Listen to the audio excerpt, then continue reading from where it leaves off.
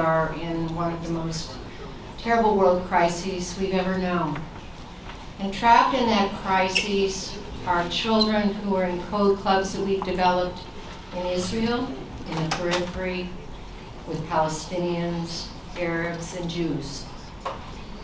For Broadcom and Broadcom Foundation, and for our founder, Henry Samueli, who himself is the son of a Holocaust survivor, this is a difficult time. And for everyone in New York and around the world, on any side or any stripe, any ethnicity, whoever you are, we're deeply moved and concerned. Yes. I will tell you my greatest concern is for the children. And one of the most important elements of the partnership that we share with Renaissance Youth Center is a deep commitment to two very fundamental principles in raising young people. One is to turn them into critical thinkers, and the other is to give them a sense of community.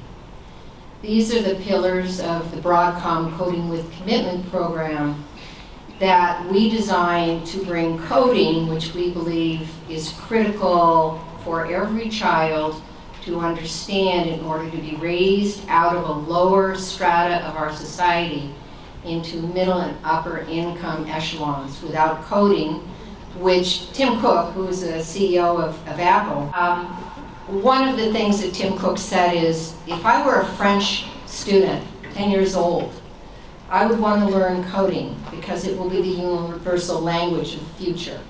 Coding doesn't know color, it doesn't know where you come from, it doesn't know who your parents are.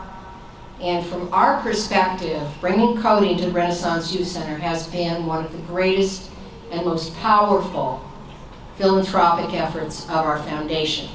Because Renaissance Youth Center and the program that they've developed around the Sustainable Development Goals and coding is a model for the nation and the world. This is no small effort.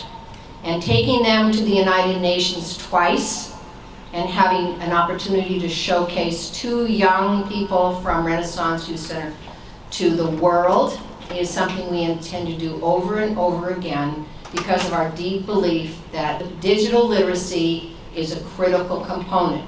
And if you combine critical thinking with digital literacy, you have someone who has a science mind.